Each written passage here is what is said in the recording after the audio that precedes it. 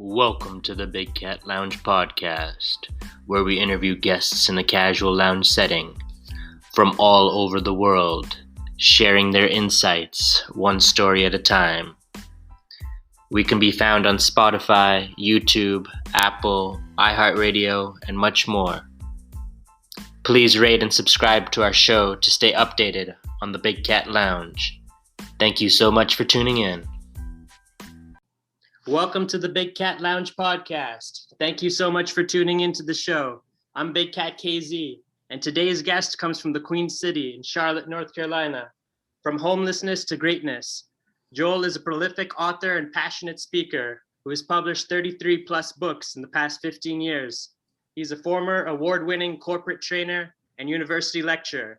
His latest book, The New Being, Preparing for the Emergence of a New Humanity, will be released in January 2021. He is known for his ability to inspire greatness in others. We welcome Dr. Joel Bryant to the Big Cat Lounge podcast. Well, thanks for that introduction, Cal. I'm glad to be here, and I'm just looking forward to our conversation. So thank you for that. Thank you. So tell us a little bit more about your story. I know, especially since you said from homelessness to greatness. So tell us a little bit more about how that came about. I've always just been a passionate dreamer. I've always aspired to greatness based upon my definition, and I never really had a job that fulfilled that criteria, So I had a really nice corporate job, but again, I always had this thing for greatness, and I could not be satisfied until I began to pursue it. So basically, I quit my job in October 2000 and started chasing my dream of becoming a writer, and actually ended up with no place to stay and a car repossessed and trying to figure out what happened. Wow. It was kind of crazy. And what got you into writing books? Were you always into writing before you became homeless, or is that something that you just picked up? I think I always dabbled with poetry as a child. I would write poetry and, but nothing really serious. And then, as an adult, I would just kind of journal. But I think I kind of evolved over the last 25 years into being a writer. But I just want to express my feelings mainly. Yeah, I just know, to be able to publish a book is tremendous as it is. And you were able to do 33 plus, and then you have other articles and I'm sure other podcasts that you've been on. So to be able to have that much content, how are you able to come up, with ideas to continue to flow and to create? It's so easy, Cal. Ideas are abundant. The thing is this, am I attentive? How impressionable am I to my environment? Because everywhere we go, we're stimulated. We have potential stimulus. But think about this. Everything does not stimulate me. Some things don't even catch my attention. But the things that do catch my attention, I give them all of my attention. And out of that, I have a thought, an idea, a hunch, an intuition, something. So I think ideas and content is easy to produce content. And easy to produce even good content. You just have to be open, aware, and conscious of your environment. Correct. Yeah, correct. And I think just it's so important to have storytelling, right? And just to be honest and to share your perspective and insight. That's another thing. I'm sure for you it may not even seem like too much work because it's coming from your soul, and it's something that you really are passionate about. Well, I think about this all the time. It's like, well, what can I give people? As people who are content producers or entrepreneurs or whatever you define yourself. And so you ask yourself, what can I give people? And I've just boiled it down to three things. All I can give people is first is my presence. Being wholly present at the moment that I'm engaging that person. Even if I'm writing, at that moment I'm writing, I'm wholly present to the piece I'm writing. So I can give you my presence. Then out of my presence, I give you my history, which means I select from my experiences those things that I feel like will resonate with another person. So you can give people your presence, then your history, and then lastly, you give them your humanity, your concern, your consideration, your regard, your compassion, your sense of, man, I know how that feels. And if you can give those three things, you will find an organic audience for your content. And how do you say your books have inspired us to take action? Since you've produced and published so many books now, so how do you think you've made an impact to really make us, change and take action and really take the next step? I think that providing people a story of someone who was not born privileged, not born with a silver spoon, not born with a lot of resources, but had a desire for better, because we all have that. Everybody you meet, no matter where they're from, they make what I call the vow of greatness. And this is a vow of greatness. We all say, when I grow up, I'm going to be. And so I just try to show people through my work is that you can get there from here, wherever you are, homeless, unemployed, underemployed, overemployed. You can get there wherever there is from where you're starting at. And so that's what I try to show people. I try to provide optimism. I try to provide encouragement. I try to provide insight, because that's what we need to change our lives, particularly today. It's so important. Yeah, and would you say, like, you'd say a lot of your success is because of the support system that you surrounded yourself with to help you to come out of homelessness? Or because you have a lot of books behind you, so you were able to read quite a lot and consume quite a lot of information for yourself to have the knowledge to know what you want to do and what you want to accomplish in life. Yeah, I think the support is important. I mean, during that period of my life, I had my wife. We were together 20 years before she died in 2014. And I had my mother during that time. I would call her, and I had a couple of friends. But ultimately, when you start pursuing your journey towards greatness, you will reach a place in the path where it's just you and the dream. Even if you're around people, there's a place of loneliness and solitude, and where you're solitary, and it's in that place where you have to decide, independent of other people's words, is this what I want to do?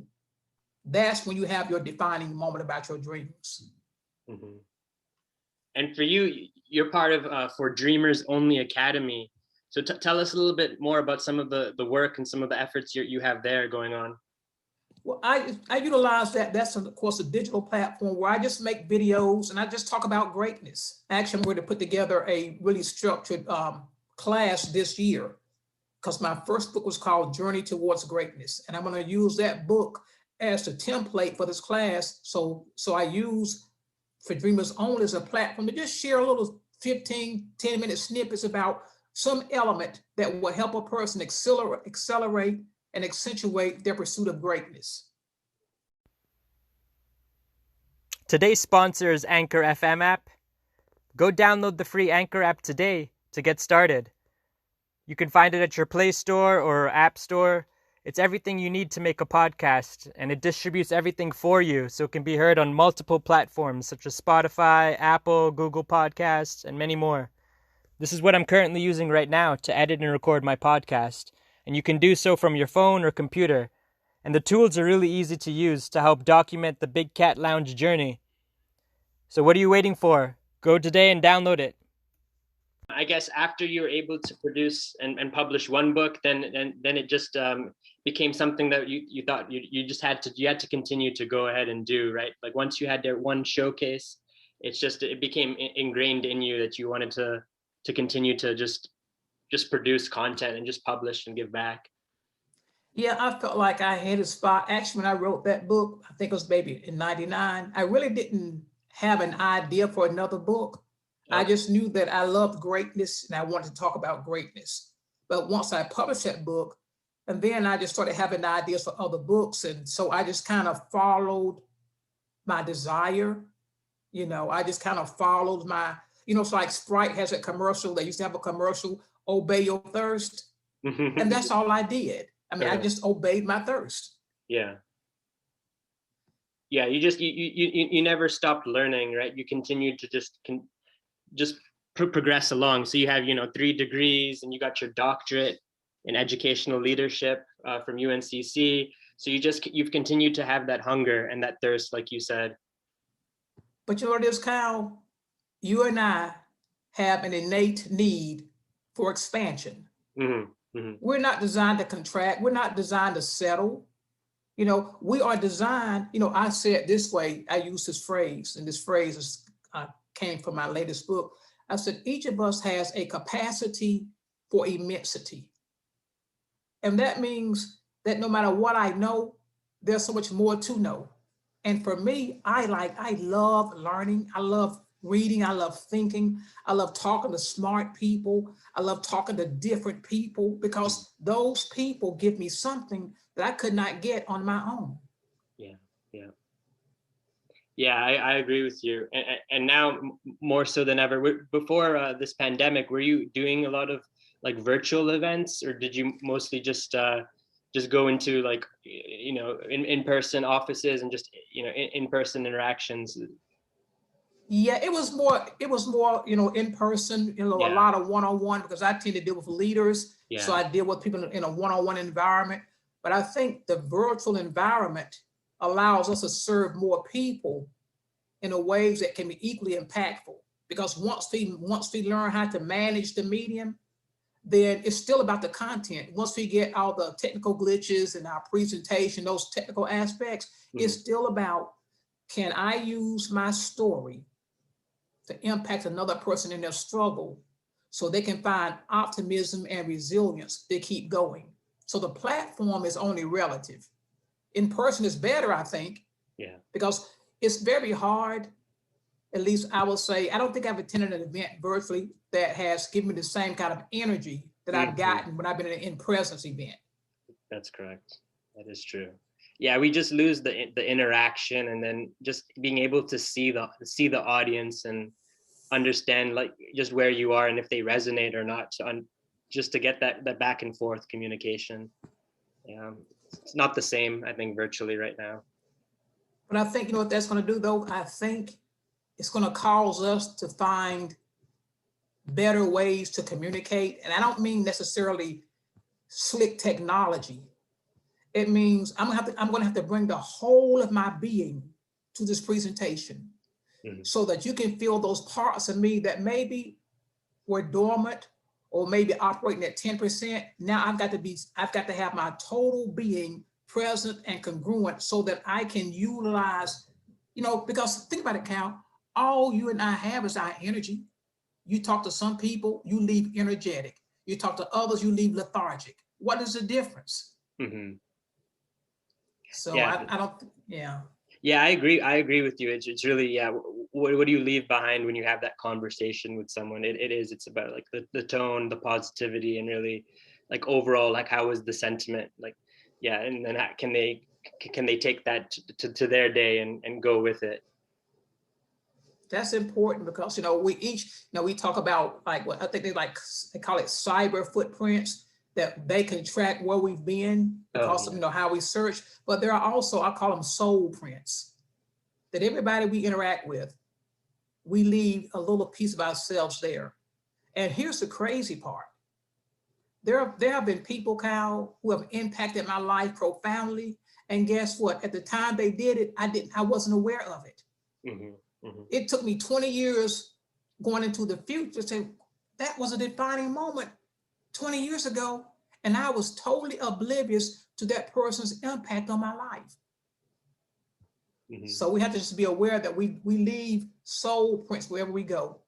And I think for me, I think this way is that my goal in life, one of my sub goals, is to be sure that everybody I interact with, that I leave them either encouraged, impacted, or empowered. And, you know, and it takes a lot of press, and I don't always live up to that, but that is my desire. Yeah, yeah. So how did you go about writing your book when you were homeless? I know like were you able to just like write it down on a piece of paper, or how were you able to really capture it and put it down into fruition and get it into final product? I mean, I just kept a journal. I mean, I've probably filled up, I don't know, maybe 100, 200 journals in the last several years. But no matter what, when I was in the car, and I remember one night we were sitting in uptown Charlotte, it was thundering and lightning, pouring down rain, and my wife was in the back seat, and I'm in the front seat, and I'm chronicling this experience. I'm chronicling my emotions. I'm chronicling my frustration. I'm chronicling my aspiration. I'm chronicling my disappointment. There was no place that I went that I did not stop and write And this is how people say, well, how do you get so much work done? Because I use every platform to transform my life. So you just have to be committed. You can't allow a condition to determine your diligence. And this is what most people do. If you talk to most people, Cal, they have legitimate reasons for why they're not doing their dream. It's legitimate, but it doesn't get you where you want to be. So if you're going to be successful in anything, the first principle is this: you have got to reject legitimate excuses. Mm-hmm. That is true. That is true. You really do. You have to go ahead and make sure, keep yourself accountable. I think that's part of the thing, is people don't keep themselves accountable, and they say they're going to do something, and then at the end of the day, they're just letting themselves down. But they need to maybe either get a coach or a mentor or someone to make sure that they're guided. There's the tools and resources that we have, but it's up to us really to take the next step and make that improvement, and see the results. Yeah, I think a lot of it has to do because I am still evolving. I'm still growing. I'm still learning. And then there are times when I say, okay, Joel, you've been a little sluggish and lethargic. And I say, okay, well, why are you being that way? And I found out in my experiences, one of the things that would slow me down is because I was unconsciously hung up on how. How am I going to do that? And then how is this going to get me that? I couldn't see the connection between my present action and my long range intention. And see, when we're hung up on how, we don't see now as important, and we don't see that as possible. So then it's easy to procrastinate. It's easy to be distracted. So that's what I've had to learn. It's like when I find myself being sluggish, I say, Joel, you hung up on how. Yeah. And I have to just move beyond that. Yeah, I agree with you. What do you think we can do right now about the current situation here in Charlotte with the tent city? It just seems to continue to grow and expand. I'm sure you've seen it over your time here. Is there anything that we can do, as a community, or anything to really transform and help out? Well, I think, like I said, I drive by there and I'm I have all kind of emotions, but I think it is not a lack of resources that this city is facing, although every city has, their revenue has decreased because of the obvious reasons. Yeah. But I think it's a lack of goodwill. How do we utilize our material and immaterial resources to create a society or a city? Because Charlotte is a world-class city. Mm-hmm. But when you drive down Tryon Street and Brevard and those streets off the 77, you wouldn't know it by the tents you see scattered across the landscape. So what can we do? Affordable housing. We know that in this city, affordable housing is a problem. Forget the homeless people, but don't forget them. Just affordable, decent housing is a problem. Yeah. Everybody can afford $1,500, $2,000 a month. Anything below $1,000, and you probably living in a questionable neighborhood in terms of, poverty, crime, and other sort of dynamics. So then the thing is, how do we build affordable housing? How do we create an educational system that allows people to be job ready? I'm an educator. Yeah. I taught from, K through 12, all the way up to the university, community college, and online. And this is what I think. Our educational system, the stuff we're teaching these kids, is a lot of it is not relevant for the new reality of the 21st century, but we're still teaching it. So when you look at a lot of those people who are on the streets, not all of them, education failed them and they failed education. And they come into a job market with one skill that they lack, most of them lack, is the ability to relearn and to reinvent themselves. So practically, let's get some affordable housing. Let's take some of these hotels that are being, not utilized. Let's convert those. Yeah. Yeah, we really need to. I mean, there's just so much growth and opportunity right now, and there is a lot of space, and we can really make a difference. But it's just, I mean, will those step up to the plate, and will we be able to? I think things keep shifting. I know Charlotte in general, there's been a lot of segregation, and just especially with the highways, the way they built it over time. It was really to segregate and make it difficult for those to go over and transport and get what they needed. So I think things are gonna get better, but it's just, it's the people around in the community that needs to build up and really speak. Well, that's the other piece. For me, I find that America in general, and cities in particular, are profoundly dishonest. Mm-hmm. They are out. I mean, we have economic segregation of schools. I was at Title I schools, and I've been into the nice schools in Ballantyne and other areas. And I've been in some of these Title I schools here in Charlotte. The building should be condemned. Yeah, shouldn't be up. But we say neighborhood schools, and I understand a lot of the arguments, but if the end result maintains a system of economic subservience, of professional incompetence, and a lack of social capital, then we're going to continue to have the same kind of problem. So until we can say as a city, yeah, we're doing well, but we can do better. And then to my book, but you can't expect unchanged people to change society. We have people who still have the same mindset of the 60s and 70s. Yeah. They're still fighting racial and racist battles. Yeah. So that's what I call the ontological piece. How do we become different people so we can do differently? For me to do what I am doing, and let me just say this, Cal, I don't see myself as doing anything. I don't see myself as successful. Mm-hmm. But for me to just do what I'm doing, I had to become a new person. This is not the same Joel that I was 25 years ago. The old Joel could not have endured those hardships.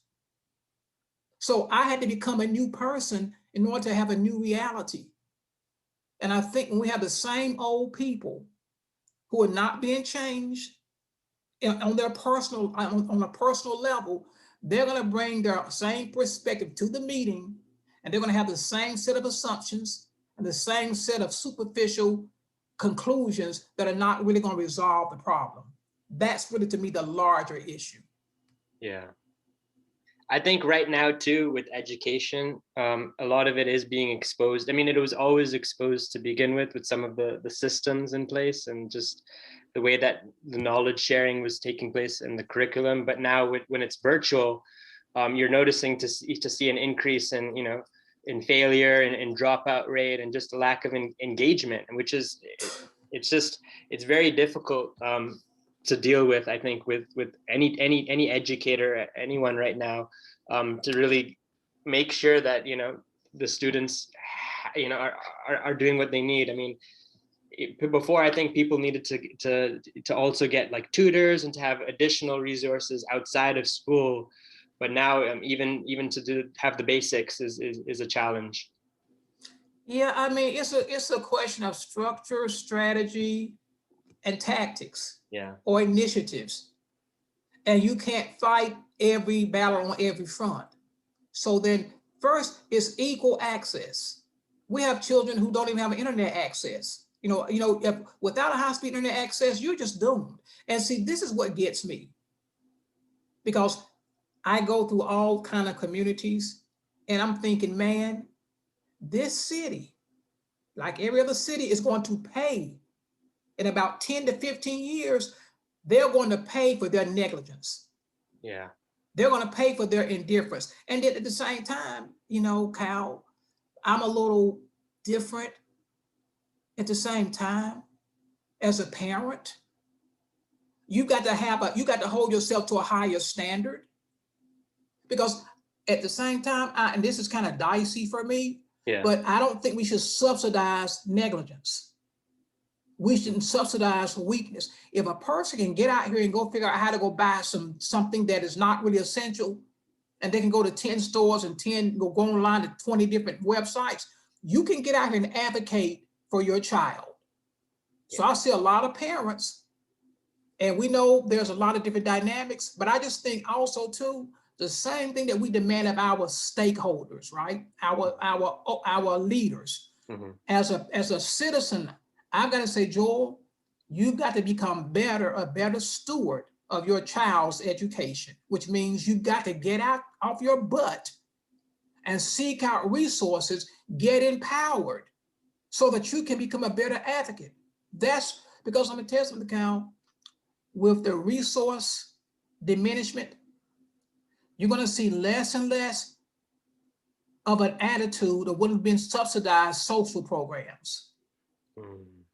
I was on a call today with some executives, and in this particular state, Yeah. they had about 1,200 nonprofits that were on the verge of closing down because people said, the foundation said, we're not going to give money to marginal programs. If they're not thriving and have shown some real return, we're not going to fund that anymore. Oh. Yeah, that's very alarming. I mean, that's the thing. During this pandemic right now alone, a lot of grants and a lot of extra funding is being taken away. So it's just you're limited, but we do have resources. There are things that we can do. We have the internet, we have free tools, and so it's up to us to overcome these adversities that are thrown our way. And also too, I was thinking of a conversation I had with a guy about 20 years ago. And I was doing my first book, Journey Towards Greatness, and it was just a manuscript. So I contacted this wealthy car dealer in a city about 100 miles down the highway. Guy had about 15, 20 car dealerships. So I don't even know how I got him on the phone. I sent him my manuscript. Somehow I got him on the phone. We had a conversation. And I was like, sir, I just need, X amount of dollars. This is what he said to me. And it changed my thinking. He said, son, I don't make those kind of investments. And he began to explain to me, there's a difference between charity, philanthropy, and investments. When I do charity, I expect nothing in return. Mm-hmm. The giving is the reward in itself, that I'm able to give, and then I'm able to see, the gratitude, or you feeling a little bit better about your circumstance in that moment. So charity, don't expect anything. Philanthropy, I want to see some improvement. I want to see some progress. Investments, I want a return. Yeah. And I think when we don't look at it that way, because see, when you don't make money, you don't really understand the dimensions of money, and and so charity, philanthropy, and investment, all those represent mindsets. And I think a lot of times I was going to this particular person with the charity mindset, and he was thinking as an investment mindset. And in his mind, what kind of return am I going to get on a book from an unknown author, first time author on a topic that I really don't even, not really something I care about. Mm-hmm. Mm-hmm. So we have got to be able to phrase and to frame our positions in a way that speak to the person who we're appealing to. Yeah, I think a lot of it is like the background of where maybe someone came from when they come into like a nonprofit role, and then I mean, to your point, I mean, a lot of the funding is cut, and then what can you do if donors aren't giving right now, and those are still like unable to pay their rent, so they're not going to be able to donate to their charities as much as they would in prior years. So I think that we're going to see that throughout, right, with a lot of nonprofit organizations until we can come out of this pandemic. Yeah, I think it's going to inspire more responsible giving. I know just for me, I've had to be more responsible in how I spend my resources. Mm-hmm. Maybe before, I'm not a big time cook. I don't like to get in this kitchen and do anything. So I would eat out 3-4 times a week. Yeah. And that's like, I'm talking about like twice a day. Yeah. Now it's like, okay, maybe I better go to the grocery store and buy a few things and just spend half a day cooking something for the rest of the week. So I think, because this is what I think, Kyle, there is seldom a shortage of resources. It's just that you have not told me your story in a way that causes me to release those resources. Yeah. Yeah. And then if I check your track record, right, I know people who was homeless when I was homeless. This was back in 2001. We became homeless 1 week after 9/11, September 17th, for about 3 months. I know people, and my family has nothing. Working class, we had nothing. And I know people who were homeless in 2001, who were just as young and strong as I was, probably stronger, and they're still homeless today. And they don't have addiction problems. So see, this is the piece where when we're having a conversation, I struggle. Yeah. Because I'm thinking, okay, I was homeless. I didn't go ask my dad to stay with him. I mean, my dad had a house right here in Charlotte, but it was my dream. He didn't cause me to be homeless. I said, well, Joel, you did it to yourself, so you got to suck it up. And eventually I stayed with my brother for 2 months. But how do we hold people accountable for their choices while we help them? Because if you help people without requiring something of them, Cal, I promise you, you just create independency. And this is what people on different political spectrums, they argue. They call it the welfare state. Yeah. So. Yeah. So tell me about some of the network groups that you're involved in today. And, it's just, it's important to always surround yourself with different organizations just to really, expand your knowledge and get new insights. Yeah, I think, people say in the business world, right? They say your network is your net worth. This is what, one of the little quips they use. And so, I was not a big networker. I'm a writer, and then I'm also a philosopher. So I am prone to solitude. I love being by myself. I really don't even want to socialize, for the most part. Yeah. But I realize that there are resources that I lack. There's information that I don't have, and I need to go where that is.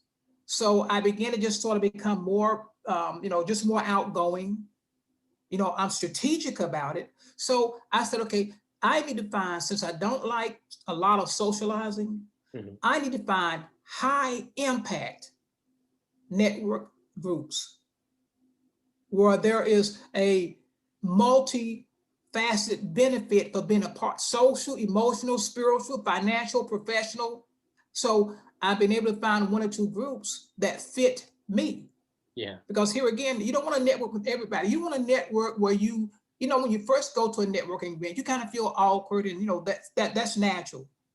But if you're feeling that way after 6 months, that may not be the group for you. Yeah, that's true. So you have to just I think this is what I have to do, Kyle. I have to make my life a game.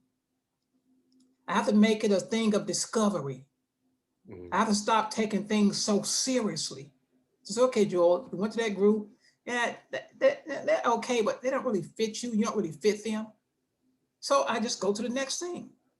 Because once you get into those groups, and once you add value to people's lives, then people start volunteering information, and you can do in a month what would have taken you 2 years by yourself.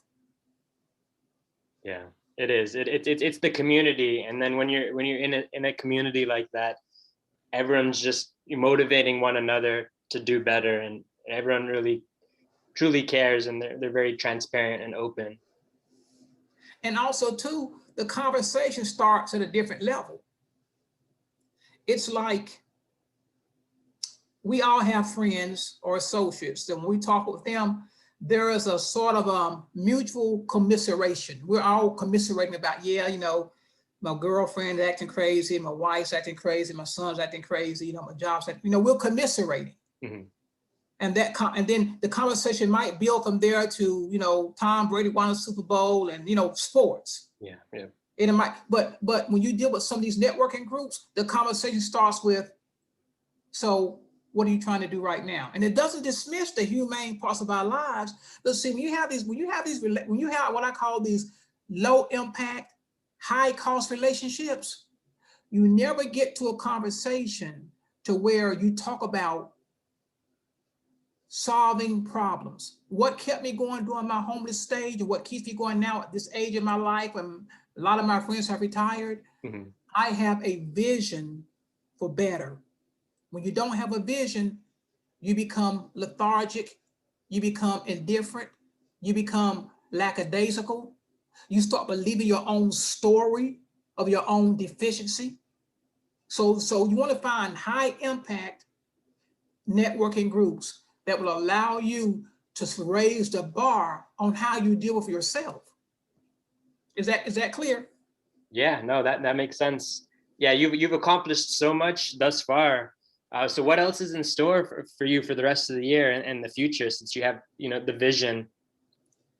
Well, really, this book that I just released last month, The New Being, Preparing for the Emergence of a New Humanity, I spent the last 3 years writing that book, about 8 to 12 hours a day for the last 3 years, every single day.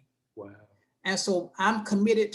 I've written a lot of books, and I spend more time writing and learning than I have marketing and selling. Mm-hmm. And so this book, I believe, I know it's going to change the cultural conversation concerning the human nature and the human condition. So my commitment is I'm spending all of my resources, material and immaterial, and making sure that this book gets to the place in this society where it can liberate and help people liquidate their dormant and their dormant abilities. So that's what I'm going to do. I'm going to push this book. I'm going to, really accelerate my podcast and get that on the network where people can see it. I'm going to do this class on greatness. Those are the 3 things I'm committed to this year so far. Oh, that is exciting. That is exciting. Well, yeah, thank you so much for coming on the Big Cat Lounge. It's been a great discussion. If the listeners want to find out more about your journey, where can they look? You can visit me online at drjoelbryant.webs, webs.com. That's drjoelbryant.webs.com. It has all my books. Also, I'm on LinkedIn. You can find me on LinkedIn, Facebook, Twitter, Doc Joel Bryant. But my website has all my books and all my contact information. Okay.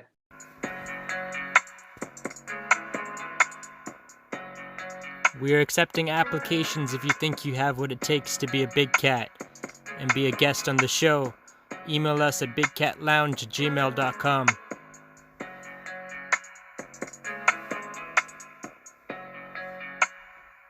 Thank you for listening to the Big Cat Lounge podcast. Hope to see you soon.